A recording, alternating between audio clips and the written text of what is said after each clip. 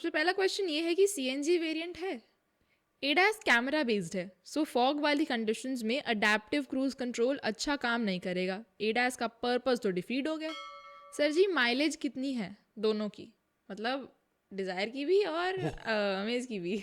मैंने सुना है कि 5 सीटर ट्रैवलिंग और लगेज के लिए फुल्ली लोडेड अमेज है, लेकिन कुछ रोड्स पर इसका बम्पर पीछे की तरफ से थोड़ा सा हाई है, इसलिए रोड पर टच कर जाता है। क्या ये बात सही है और कोई रिस्क है क्या? डिज़ायर तो 5 स्टार ले आई, अब होंडा अमेज क्या करेगी? क्या बेस वेरिएंट हटाना समझदारी का काम था, या जो प्राइस स्टार्ट की है वो अच्छी थी? यही सब जानेंगे इसी डिटेल्ड वीडियो में। मैं हूँ आपकी होस्ट पाखी, और मैं अमित। एंड आप देख रहे हैं आस्कार गुरु। तो आज इस वीडियो में हम डिटेल में बात करेंगे about the all new Honda amaze. मुझे सबसे पहले तो होंडा के लुक्स के बारे में कुछ बताइए कि मतलब देखो, डिज़ायर से। अमेज नाम इसका अमेजिंग है, तो लुक्स भी अच्छे हैं। ओवरऑल मुझे नहीं लगता कि लुक्स को लेके लोगों को बहुत कंप्लेन रही है। काफ़ी लोगों को इसका लुक्स से कंप्लेन नहीं रही है। उनकी शिकायतें और भी रही हैं। शिकायतों की तो कभी कमी नहीं होती है, लेकिन लुक्स को लेके कंप्लेन नहीं थी। लोगों को नया डिजाइन एलिमेंट भी अच्छा लगा होंडा का। ज़बरदस्ती की स्लीक ग्रिल की जगह एक बड़ी ग्रिल उनको पसंद आने लगी। एलईडी हेडलैम्प अच्छे लगे। रियर का टेल लैंप डिज़ाइन भी उनको काफ़ी अच्छा लगा। ओवरऑल लुक अच्छा था, इम्प्रेसिव लगा लोगों को। तो मुझे नहीं लगता है कि लुक्स को लेके लोगों ने कितने ज़्यादा कंप्लेन की है इस कार के बारे में। एडास इसमें आ गया है फर्स्ट इन सेगमेंट। एडास 2 ही है, 1.5 समथिंग। बट इसके बारे में क्या कहना है, एडास कैसा है? देखो, एडास होंडा जब भी देता है वो हमेशा कैमरा बेस्ड ही देता है। वो एक रडार को साथ में शामिल नहीं करता है, और वो कैमरे से ही अपने काम कर लेता है। नॉर्मल कंडीशन में एट द 95-98% कंडीशन में कैमरा काफ़ी अच्छी अप्रोच, अच्छा एंगल, अच्छा व्यूअर एक्सपीरियंस देता है, क्योंकि उसका वाइड एंगल है। वो 100 डिग्री तक का वाइड है, यानी वो इस साइड की भी काफ़ी दूर तक चीज़ें देख लेता है, जिसकी वजह से उनको ज़्यादा दिक्कत नहीं होती है। हाँ, बहुत ही ज़्यादा ख़राब वेदर में हमने नोटिस किया है कि ये उतना बेहतर परफॉर्म नहीं करता।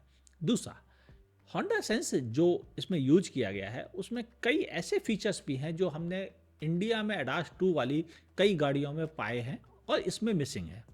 जैसे साइड ब्लिंकर्स जो होते हैं, जो ब्लाइंड स्पॉट ब्लिंकर्स होते हैं, अलर्ट सिस्टम, वो इसमें नहीं है। रियर कॉलिजन वार्निंग और अलर्ट सिस्टम वो इसमें मिसिंग है। हाँ, लेकिन फिर भी काफ़ी फीचर्स ऐसे लेन जो ब्लाइंड स्पॉट के लिए है, लेन मॉनिटर वो दे रखा है इन्होंने। ये भी एक बेहतर है कम से कम इस मामले में। तो ओवरऑल मैं कह सकता हूँ कि एडास लेवल 2 के कुछ फीचर्स मिसिंग हैं, लेकिन है तो लेवल 2 ही। क्योंकि जहाँ एडेप्टिव क्रूज कंट्रोल जैसे फीचर्स आ जाए वो अलग बात है कि लो स्पीड में उतने काम नहीं करते, हमेशा अच्छी स्पीड पे काम करते हैं। अराउंड 70 की स्पीड के बाद से ये अच्छा काम करने लगते हैं और फिर बेहतर है। एक और है, स्टॉप अलर्ट सिस्टम भी है, जो जैसे आगे की गाड़ी बढ़े आती है तो आपको अलर्ट दे देता है कि प्लीज़ आगे बढ़िए, कब तक खड़े रहेंगे। ऐसे कुछ फीचर्स जुड़े हुए हैं इसमें। तो ओवरऑल एडास ठीक है, मतलब ना से तो हाँ बेहतर होता है, और ये तो हाँ से भी थोड़ा ऊपर है। हाँ, तो और ओवरऑल एक्सेप्टेबल। होंडा अपने मतलब अलग टर्म भी देता है, होंडा सेंसिंग कह के बुलाता है, एडास 2 नहीं बुलाता। हाँ, उसका रीजन है कि एडास एक अलग कॉर्पोरेट है, एक अलग सिस्टम है जो ये आपको देता है कि आप हमारे एडास वर्ड का इस्तेमाल कर सकते हैं। अगर पूरी टर्म्स कंडीशन में फिट बैठते हैं उसके लिए रॉयल्टी फीस वगैरह देनी पड़ती है। तो होंडा अपनी होंडा सेंसिंग वर्ड का इस्तेमाल करता है, और केवल यही नहीं, और भी लोग करते हैं। हंडई भी हंडई सेंस यूज करता है नाम, और टोयोटा भी टोयोटा सेंस यूज करता है। तो सब लोग अपने अपने नाम के साथ जाना चाहते हैं, जिससे कि उन्हें ये फीस के चक्कर में ना पड़ना पड़े, और ज़बरदस्ती किसी की और के ऊपर डिपेंड ना होना पड़े कि वो अप्रूवल दे तभी हम यूज करें। तो अपनी ही जब टेक्नोलॉजी है तो हम खुद अपने ही क्यों ना यूज़ करें, इसलिए वो ऐसा करते हैं। अब जो आपने अमेज चला ली अच्छे से, तो मुझे पावर, इंजन, सस्पेंशन सब कुछ जानना है। पावर, देखो पहली चीज़ तो ये कि इंजन अच्छा है। 1.2 लीटर आई टेक अच्छा इंजन है, लेकिन ये इंजन अब अपनी उम्र ख़त्म कर रहा है, क्योंकि ये इंजन कुछ सालों पहले अच्छा था। तो कि तब उस समय उतने अच्छे इंजन इंडियन मार्केट में थे नहीं, तो हमें लगता था आई टेक से तो अच्छा कुछ हो ही नहीं सकता। लेकिन अब दौर बदल गया, अब और भी अच्छे अच्छे इंजन आने लगे, GDI जैसे इंजन आने लगे, जो ऐसे पावर देते हैं, तो अब वो चीज़ थोड़ी फीकी लगने लगी। पहले ये इंजन को रिफाइंड माना जाता था, लेकिन अब तो और भी रिफाइंड इंजन आ गए हैं, तो अब उनके आगे ये नॉइजी लगने लग जाता है। तो ऐसी कई चीज़ें हो गई हैं कि आई वीटेक इंजन अच्छा है, रिलायबल भी है, बस अब आज के दौर के हिसाब से उतनी तेज़ी से रिफाइनमेंट या इमिशन नॉर्म्स को आगे फॉलो नहीं कर पाएगा। तो इस समय मैं ये मान के चल रहा हूँ कि ये शायद लास्ट जनरेशन है इसकी, BS7 आते आते इसकी जगह कोई नया इंजन आ जाएगा। और होंडा, मुझे मालूम उनकी रिसर्च बहुत अच्छी होती है, वो कर रहे होंगे ऑलरेडी, क्या पता तैयार कर भी लिया हो और जल्दी उसे दें भी किसी कार में। तो इंजन वाइज अच्छा।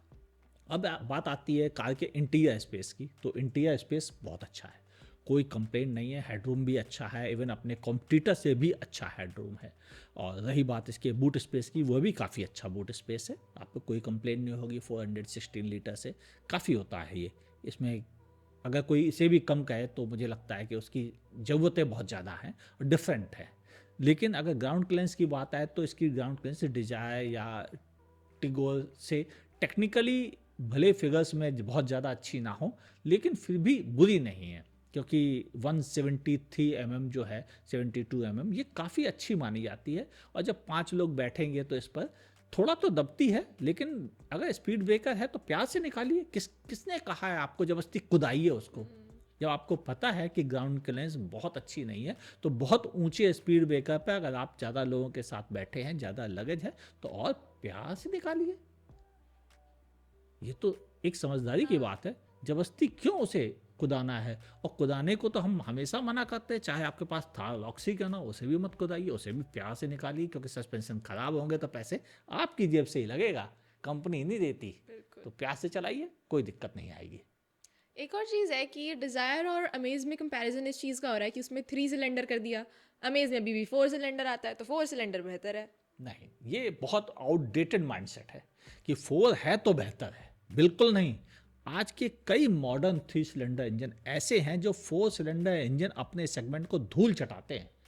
एक्चुअल में क्या है कि हमें पहले यही सीखा था, हमने आज से 20 साल पहले, तो हमें लगता है जो हमें तब सिखाया गया था वही बेहतर था। ये भूल गए कि इंजीनियरिंग साइंस इतनी तेजी से बदलती है चीज़ों को कि पहली वाली कही वो कहावतें बदल जाती हैं। जिन बीमारियों को पहले ठीक नहीं किया जा सकता था, अब साइंस उन्हें ठीक कर लेता है, अब उनकी वैक्सीनें आ गई हैं, तो चीज़ों ने बदला है। इसका मतलब पहले वाले गलत थे? नहीं, वो भी गलत नहीं थे, वो उस जमाने में ठीक थे। अब मॉडर्न इंजीनियरिंग ने ये सोच बदल दी है, और अब हमको भी ये सोच बदलनी चाहिए। जो लोग अभी भी मानते हैं कि 4 है तो बेहतर है, उनकी सोच अब आउटडेटेड कह सकते हैं, उनको बदलना चाहिए, खुद भी एक्सपीरियंस करनी चाहिए। जब तक आप अच्छे 3 सिलेंडर इंजन चलाएंगे नहीं पता चलेगा। हाँ, अमेज और अगर डिजायर की बात की जाए तो अमेज में 4 सिलेंडर है, डिजायर में 3 सिलेंडर है, तो इसका मतलब क्या डिजायर का रिफाइंड नहीं है? तो बाय द वे बता दूं, उल्टा है, डिजायर का ज़्यादा रिफाइंड है, अमेज का नहीं है। मैंने दोनों चलाई हैं और दोनों अच्छे से चलाई हैं। क्यों? दौर बदला है, अब उन्होंने ज़्यादा अच्छा काम किया 3 सिलेंडर में। 3000 RPM पे आप गाड़ी चलाइए दोनों की, नाप लीजिए, बहुत अंतर है। डिजायर बहुत काम कंपोज है कंपेरेटिवली अमेज के, उसमें रिफाइनमेंट ज़्यादा है 3 सिलेंडर होने के बाद भी। तो हर चीज़ एक जैसी नहीं चलती है समय के साथ। तो यहाँ पर बिल्कुल सही बात है कि अब ये थोड़ा अगले जनरेशन में आने का वक्त आ रहा है होंडा के, बस वहाँ सुजुकी वाले जल्दी ले आए अपना जनरेशन, तो ठीक है, सब बढ़िया। और इंजन नॉइज का क्या कहना है? दोनों में इंजन नॉइज कितनी है? मैंने बताया ना, 3000 RPM पे अगर आप चलाएंगे दोनों को तो अमेज में ज़्यादा है, डिजायर में कम है। ओके, इंटीरियर्स किसके ज़्यादा अच्छे लगे? डिजायर के ज़्यादा अच्छा लगे। क्यों? देखो ऐसा है, डिजायर बहुत सोच समझ के प्लान करके बनाई गई गाड़ी है, जबकि अमेज होंडा माइंडसेट को फॉलो कर चली आ रही है, वो बिल्कुल बदलने को तैयार नहीं। ठीक है, उन्होंने नई एक ग्रिल सी सामने से वो दे दी है इंटीरियर के मामले में, लेकिन वो भी अच्छी क्वालिटी के प्लास्टिक की नहीं है। जबकि सुजुकी ने समझदारी से खेला, उन्होंने वहाँ पे प्लास्टिक क्वालिटी को भी थोड़ा मेंटेन किया, थोड़ा इसके फिट फिनिश को भी थोड़ा मेंटेन किया, कॉस्ट कटिंग की है, लेकिन फिर भी होंडा से तो कमी की है उन्होंने। तो ऐसी कई चीज़ें उन्होंने बेहतर रखी। तो इंटीरियर के मामले में मुझे लगता है कि शायद डिज़ायर के पास एज है, उनका बेहतर म्यूजिक सिस्टम है, ज़्यादा अच्छी क्वालिटी का म्यूजिक सिस्टम है उनका, उनके फील जो है वो भी काफ़ी बेहतर है गाड़ी का। इवन इंटीरियर में 360 कैमरे, ऐसी कई फैंसी फीचर्स देने की वजह से वो भी अच्छा लग रहा है। सनरूफ मिल जाती है, तो feel good factor, smile factor जो होता है गाड़ी में बैठने के बाद, वो डिज़ायर में डेफिनेटली ज़्यादा बेटर। बट होंडा को सनरूफ के मामले में ध्यान रखना चाहिए, जब उसे पता है कि उसकी कॉम्पिटिटर इतनी बढ़िया तरीके से सनरूफ भी लाई है, इंटीरियर्स भी इतने प्रीमियम कर दिए, तो यार सनरूफ वाला फैक्टर कहीं ना कहीं होंडा को ध्यान रखना चाहिए था। देखो, हम भी इस बात को मानते हैं कि इंडिया को सनरूफ की ज़रूरत नहीं है, हाँ। ये हम मानते हैं। लेकिन मेरे मानने से क्या होता है, इंडियन कंज्यूमर को मानना चाहिए। कंज्यूमर तो नहीं मानता, कंज्यूमर तो कहता है सनरूफ है तो सुपर हिट है, वरना फ्लॉप है। और ये बात कंज्यूमर ने हर कार में साबित किया है। कोई कार कंपनी कसम खा ले हम सनरूफ नहीं देंगे तो उसकी सेल कम हो जाती है, ये वो सच्चाई है। और झक मार के उसको भी बाद में सनरूफ देना पड़ता है, और सबने दी है। तो ये समय आ गया है, होंडा को भी सनरूफ एज ए ऑप्शन देनी चाहिए। भले बाय डिफॉल्ट नहीं दे रहे हैं, कोई बात नहीं। चाहिए। तो ये थे कुछ जनरल क्वेश्चंस। अब हम वो क्वेश्चंस पूछेंगे जो आप व्यूअर्स ने हमसे कमेंट सेक्शन में पूछे हैं अबाउट दी होंडा अमेज। सबसे पहला क्वेश्चन ये है कि सीएनजी वेरिएंट है? हाँ, कंपनी ने कुछ क्लैरिटी दी है। मैंने खुल के बात की तो उनके प्रोडक्ट प्लानिंग हेड ने साफ साफ मुझसे कहा है, अमित जी हम सीएनजी प्रोवाइड करेंगे रेट्रोफिटेड फॉर्मेट में, यानी हम रिकमेंडेड सीएनजी किट अपने डीलर्स को प्रोवाइड करेंगे। वो डीलर एक अप्रूव्ड फिटर से उसे फिट करवा के आपकी गाड़ी में देगा, और मैनुअल के लिए वो रिकमेंडेड है, और उसकी कीमत होगी 1 लाख रुपीज़, लेकिन आपको वारंटी फिर भी मिलेगी। तो ये रेट्रोफिटेड के साथ ये ऑप्शन दे रहे हैं, लेकिन वो शायद सारे डीलर्स नहीं दे रहे हैं इंडिया के, लेकिन शायद 80% डीलर दे रहे हैं। तो CNG as a retrofitted option उपलब्ध है, फैक्ट्री फिटेड नहीं है। ये क्रूज कंट्रोल के साथ आता है टॉप मॉडल में, और कोई और मीडिया हाउस कह रहा था कि ये अडेप्टिव भी है, इसका क्या मतलब हुआ? ओके, जब एडास लेवल 2 वाले फीचर्स होते हैं तो क्रूज कंट्रोल के साथ एक फीचर और जुड़ जाता है कि अगर सामने से कोई गाड़ी चल रही है आपके आगे और वो अगर धीमी हो रही है, तो आपका क्रूज कंट्रोल अगर चलता रहेगा तो उससे भिड़ जाएगा।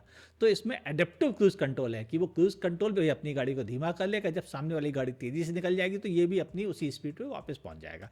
तो एडेप्टिव क्रूज कंट्रोल का अपग्रेडेड वर्जन है, तो इसे डाउनग्रेड ना कहें, ये अपग्रेडेड वर्जन है और अच्छी चीज़ है। लेकिन ये सिर्फ ऑटोमेटिक में अच्छा काम करता है, और इसीलिए एडास जैसे फीचर्स का फ़ायदा उठाने के लिए आपको ऑटोमेटिक कंसीडर करना चाहिए। मैंने सुना है कि 5 सीटर ट्रैवलिंग और लगेज के लिए फुल्ली लोडेड अमेज है, लेकिन कुछ रोड्स पर इसका बम्पर पीछे की तरफ से थोड़ा सा हाई है, इसलिए रोड पर टच कर जाता है। क्या ये बात सही है और कोई रिस्क है क्या? देखिए, पहले के मुकाबले पहले इसकी ग्राउंड क्लियरेंस 170 थी, अब ये 172 173 हो गई है। लेकिन 3 इतना होता है, बहुत ज़्यादा नहीं होता है। तो अगर आप ध्यान से देखें तो ये 3 से बड़ा फर्क नहीं पड़ता है, लेकिन कभी कभी पड़ता है। जब हल्का सा टच होता है तो फर्क पड़ता है कि वो उनका टच होना भी बच जाता है। तो ग्राउंड क्लियरेंस बढ़ाई गई है, लेकिन वो बढ़ाने का रीजन ये नहीं कि इंटेंशनली बढ़ाई गई है, इन्होंने टायर का साइज बड़ा कर दिया है, जिसकी वजह से ग्राउंड क्लियरेंस अपने आप ज़्यादा हो गई है। हाँ, 5 लोग बैठेंगे तो थोड़ी दबेगी गाड़ी, और वो हर गाड़ी दबती है, तो ये भी दबेगी। और हर गाड़ी को प्यार से स्पीड ब्रेकर पे निकालता है वो आदमी जो कार ऑन करता है, वो नहीं जो दूसरे की कार चलाता है। उसे क्या फर्क पड़ता है, टूट जाए, जो मालिक होगा वो रोएगा। इसलिए हर कार ऑनर जिसने अपनी मेहनत की कमाई से कार खरीदी है, वो हर स्पीड ब्रेकर पर प्यार से निकालता है, और जब प्यार से निकालता है तो गाड़ी टच नहीं होती है। सर जी, माइलेज कितनी है दोनों की, मतलब डिज़ायर की भी और अमेज की भी? हाँ, यहाँ पे खेल है। यहाँ पे एक किंग है जो 3 सिलेंडर भले दे रहा हो, लेकिन वो इस मामले में आगे है, और उसने साबित किया है कि 26 भी निकाल सकते हो आप उससे, और ये सच बात ही है। मैंने रिव्यू में देखा है, चलाते समय नोटिस किया है कि बहुत अच्छा ग्राउंड पे इफेक्ट दिखता है आपको एवरेज का। अमेज जहाँ पर आप अगर 80-90 की स्पीड पे चलते हैं हाईवे पर, तो आपको आसानी से 19 और 20 का एवरेज दे देती है, 20 भी पहुँचती है, भले वो ARI फिगर से ज़्यादा हो, लेकिन जाती है। वैसे ही मारुति का भी है कि वो भी अगर आप 80 की स्पीड पे चलते हैं 5वें गियर में तो बड़ी आसानी से वो भी आपको 26-27 दे देती है एवरेज, जबकि उनकी अप्रूव फिगर 25 है। तो ज़्यादा देना पॉसिबल है अगर वो स्पीड पे चलते हैं, लेकिन एक्चुअली में कौन चलता आज के दौर में? अच्छे अच्छे हाईवे बन गए इंडिया में, नतीजा ये हुआ कि अब लोग उसे 120-130 पे गाड़ी चलाते हैं, भले एक्सीडेंट में कुछ भी हो जाए, अपनी जान की फिक्र किए बगैर, और फिर कहते हैं एवरेज नहीं आता है। एवरेज नहीं आएगा, 120 पे चलेंगे तो यही गाड़ी आपको 17-16 का एवरेज देगी और डिजायर आपको देगी उस समय 20-21 का एवरेज। तो डिजायर का एवरेज हर हाल में बेहतर है। सिटी में भी अगर हम बात करें कि जहाँ पर लोग, सिटी भी दो तरह के सिटीज़ हैं, एक तो जहाँ एवरेज मतलब अच्छा मिल जाता है, जहाँ ट्रैफिक कम होता है, और जिन शहरों में ट्रैफिक ज़्यादा होता है वहाँ कम मिलता है एवरेज, चाहे वो कोई भी गाड़ी हो। तो हर शहर की अलग कहानी है। यहाँ पर भी वैसे ही है, जहाँ पर कम एवरेज मिलता है, जहाँ ज़्यादा ट्रैफिक है, वहाँ पर अमेज आपको देगी 11 से 14 के बीच का एवरेज, डिजायर देगी आपको 14 से 16 का एवरेज, ये डिफरेंस मिलेगा। और जहाँ एवरेज अच्छा मिल जाता है, ट्रैफिक कम है जैसे हमारे एरिया में है, तो यहाँ पर डिज़ायर आपको देगी लगभग 18 से लेकर 20 का एवरेज, और आपको अमेज देगी 15 और 16 का एवरेज। तो अमेज का एवरेज डिज़ायर से हर कंडीशन में कम ही है, और लगभग 3 से लेकर 4 किलोमीटर पर लीटर डिज़ायर ज़्यादा देती है, रिफाइनमेंट के साथ साथ 3 सिलेंडर होने के बाद भी। यानी हर मामले में डिजायर इंजन के मामले में बेटर साबित हो रही है। हाँ, बाकी चीज़ों में अमेज की भी खासियत है। एडास कैमरा बेस्ड है, सो फॉग वाली कंडीशंस में अडेप्टिव क्रूज कंट्रोल अच्छा काम नहीं करेगा। एडास का पर्पस तो डिफीट हो गया। देखो, ऐसा नहीं है कि अच्छा काम नहीं करेगा, लेकिन अगर आप इंडिया में देखें तो नॉर्थ इंडिया के हिस्सों में फॉग होता है, साउथ में तो होता ही नहीं है। वहाँ तो पूरे साल आप मस्तों के यूज किए, यानी 100% ऑफ द टाइम आप एडास का यूज कर पाएंगे। तो जब किसी कार को आप क्रिटिसाइज करते हैं तो ये भी देखिए आपकी जियोग्राफिकल कंडीशन क्या है। हो सकता है आप हिमाचल में रहते हो जहाँ पर ज़्यादा समय कोहरा रहता हो, उस कंडीशन में डेफिनेटली थोड़ा सा इफेक्ट कम करेगा।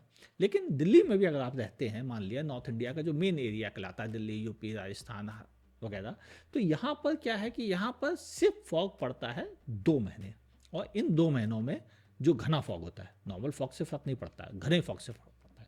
इन 2 महीने के घने फॉग में भी कभी कभी जब हम होते हैं तब फॉग होता है। ये नहीं होता कि रात को 8 बजे फॉग है, दोपहर में 3 बजे फॉग है। आप चलते कब हो? सुबह 9 बजे से लेकर शाम को 8 बजे तक, उस समय फॉग नहीं होता है। फॉग उससे पहले उसके बाद होता है। तो एक्चुअल देखा जाए तो लगभग 95 से लेकर 98% टाइम फॉग आपको नहीं मिलता है, और बाकी समय मिलता है। तो थोड़ा अपनी अपनी ड्राइविंग पर भी काम कीजिए कि आज से पहले जब एडास नहीं आता था तब भी तो आप काम करते थे बढ़िया ड्राइव करने का। तो अब बढ़िया ड्राइविंग अगर आपको आती है तो ये एडास आपको और बेहतर बनाता है और ज़्यादा सेफ रखने का काम करता है। एडास ऑटोनोमस ड्राइविंग नहीं होता है। ठीक है, तो ये था आज का आखिरी क्वेश्चंस। और भी अगर आपके कुछ सवाल होंगे तो इस वीडियो के कमेंट सेक्शन में ज़रूर से लिख दीजिएगा। एंड कुछ आखिरी कंक्लूजन में अमेज के बारे में कह दीजिए। देखिए, अमेज एक बेहतरीन प्रोडक्ट है होंडा का। होंडा हमेशा रिलायबल प्रोडक्ट पे फोकस करता है। तो ये रिलायबिलिटी के मामले में देखो, डिजायर भी रिलायबल प्रोडक्ट है, तभी इतना सक्सेसफुल है, उसको कोई हाथ नहीं हटा सकता। और अब उसको पास 5 स्टार टेस्टर्स रेटिंग आ गई है, तो आप उसे क्रिटिसाइज करने से पहले भी शर्म आती है कि हम कैसे क्रिटिसाइज करें उसे। उसको तो 5 स्टार ले आया, जिसको हम टिन का डिब्बा कहते थे, वो तो नाक ही कटा दी हमारी हम उसे अब टिन का डिब्बा नहीं कह सकते, ये नौबत आ गई है। तो ऐसी कंडीशन में अमेज जैसा प्रोडक्ट जिसकी कोई क्रैश टेस्ट रेटिंग नहीं है, क्योंकि इन्होंने पिछली वाली जनरेशन के बाद इस जनरेशन में स्टील वगैरह भी काफ़ी बढ़ाया है चारों तरफ कार की बॉडी में, जिससे अगर क्रैश टेस्ट होगा भी तो 6 एयरबैग, स्टील वगैरह बैरिंग की वजह से वो अच्छे नॉर्म्स ले आएगा। और हमारा अनुमान है कि अमेज भी 4 और 5 स्टार ला सकती है, कोई उसमें डाउट करने की बात अब बची नहीं है। तो सेफ्टी वाइज ये भी इक्वली खड़ी हो गई है अब जाके डिज़ायर के। और रही बात बाकी चीज़ों की, तो फीचर्स में कुछ फैंसी फीचर डिजायर में ज़्यादा हैं, काम के फीचर अमेज में अच्छे हैं। और ओवरऑल देखा जाए तो अमेज एक्चुअल में टक्कर देती है। बस डिफरेंस कहाँ है, अमेज में बेस वेरिएंट नहीं आता है, जैसा कि वीडियो की शुरुआत हुई थी। बेस वेरिएंट एक्चुअल में अमेज में नहीं आता, यहाँ आता ही है तीसरा है 3 वेरिएंट। और 3 वेरिएंट में जो इसका लोएस्ट वेरिएंट है वो भी एक्चुअल में सेकंड वेरिएंट है। इसमें टच स्क्रीन वगैरह सब मिल जाता है, Android Auto, Apple CarPlay wirelessly मिल जाता है। मतलब जैसे मतलब सबसे सस्ता वेरिएंट कहते हैं उसमें भी मिल जाता है, जबकि डिजायर में नहीं मिलता है। तो अगर आपको सस्ती कार खरीदनी है तो भले डिजायर पे चले जाइए, लेकिन अगर फीचर्स चाहिए तो अमेज में जो सबसे सस्ता वेरिएंट है 8 लाख रुपए एक्स शोरूम वाला, उसमें भी फीचर्स धमाकेदार है। और मेरे अंदाज शायद ये ज़्यादा समझदारी की डील बनाती है अमेज को। अगर आपको बहुत ज़्यादा रनिंग नहीं है तो शायद डिजायर की जगह आप अमेज कंसीडर कर सकते हैं। और ऑटोमेटिक डिजायर में नहीं आता, उसमें AMT आता है, जिसे वो AGS कह के बेचते हैं। यहाँ पर मिलता है CVT, जो कि एक्चुअल में जेन्युइन ऑटोमेटिक है। तो जब ऑटोमेटिक खरीदना हो तो मैं कहूँगा कि CVT प्रेफर कीजिए। भले वो उतना अच्छा एक्सपीरियंस नहीं देता ऑटोमेटिक का, लेकिन कम से कम जेन्युइन ऑटोमेटिक मिलता तो है आपको। मैनुअल को तो ऑटोमेटिक नहीं कहते, ये डिफरेंस है। तो ओवरऑल दोनों कारों को खरीदने से पहले टेस्ट ड्राइव कीजिए, आपकी ज़रूरतों पर गौर कीजिए।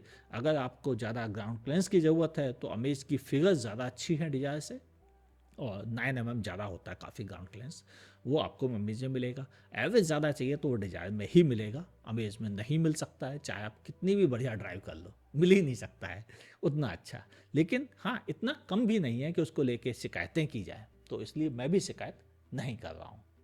तो दोनों पैकेज वाइज अच्छे ऑप्शन है।